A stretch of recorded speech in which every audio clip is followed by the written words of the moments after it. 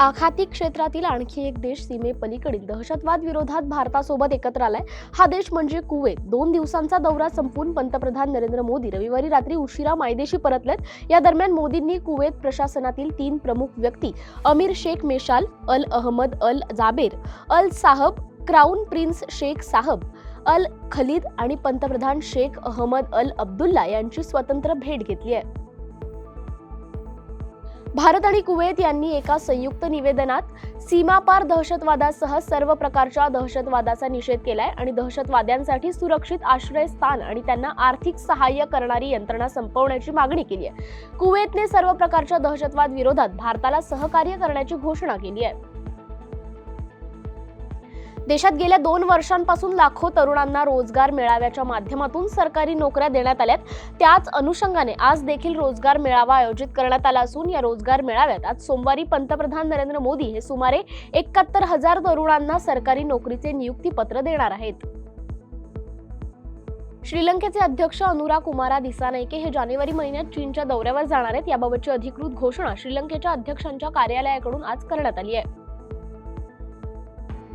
American अध्यक्षपदाची सूत्रे स्वीकारणारे Donald Trump यांनी कृत्रिम बुद्धिमत्ता क्षेत्रासाठीचे सल्लागार म्हणून भारतीय नागरिक श्रीराम कृष्णन यांची निवड केली आहे. ते अमेरिकन सरकारच्या कृत्रिम बुद्धिमत्ता धोरणासाठीचे प्रमुख सल्लागार म्हणून काम करणार आहेत.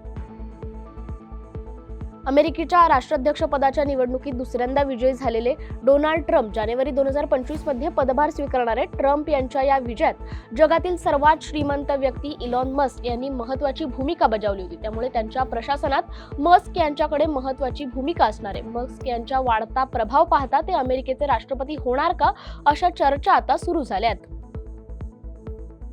पाकिस्तानमधील शहबाज शरीफ याच्या सरकारने माजी पंतप्रधान इम्रान खान यांच्या पाकिस्तान तहरीक-ए-इन्साफ पक्षाबरोबर चर्चेसाठी एक कमिटी स्थापन केली आहे. पीटीआय पक्षाने असहकार आंदोलन छेडण्याचा इशारा दिल्यावर सरकारने चर्चेसाठी अनुकूलता दाखवत हे पाऊल उचललंय.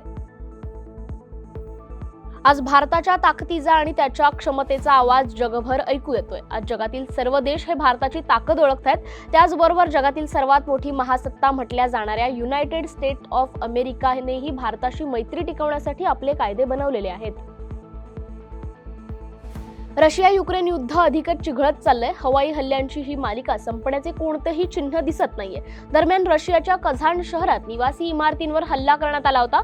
हा हल्ला युक्रेनने केला असल्याचा रशियाचा आरोप आहे. यामुळे रशियाचे अध्यक्ष व्लादिमीर पुतीन यांनी युक्रेनला मोठी किंमत मोजावी लागेल अशी धमकी दिली आहे.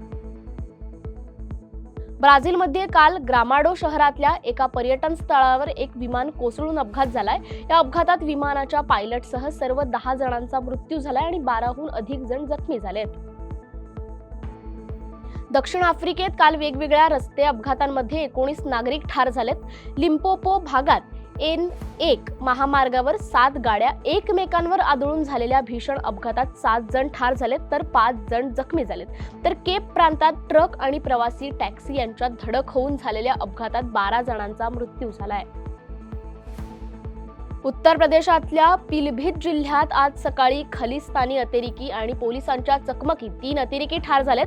हे तिन्ही खलिस्तानवादी अतिरेकी 19 डिसेंबर रोजी पंजाबच्या गुरुदासपूर जिल्ह्यातल्या एका पोलीस चौकीवर झालेल्या हातबॉम्ब हल्ल्यात सहभागी होते. इस्रायलनं गेल्या 24 तासात गाझापट्टीत केलेल्या हल्ल्यात किमान 32 पॅलेस्टिनी नागरिक ठार झालेत आणि 54 जण जखमी झालेत अशी माहिती गाझाच्या आरोग्य मंत्रालयानं दिली आहे. भारतीय महिला संघाची कर्णधार हरमनप्रीत कौरने वेस्ट इंडिज विरुद्धच्या पहिल्या एकदिवसीय सामन्यात 34 धावा करत इतिहास रचलाय.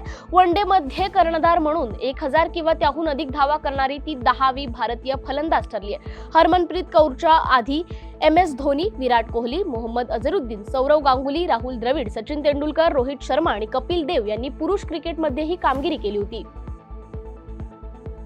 श्रीलंकेविरुद्ध खेळल्या जाणाऱ्या 3 सामन्यांच्या एकदिवसीय आणि T20 आंतरराष्ट्रीय मालिकेसाठी न्यूझीलंडच्या संघाची घोषणा करण्यात आली आहे. मिचेल सॅटनर नियमित कर्णधार म्हणून प्रथमच मर्यादित फॉर्मॅटच्या संघाचे नेतृत्व करणार आहे. या संघात 2 नवीन खेळाडूंचा समावेश करण्यात आलाय.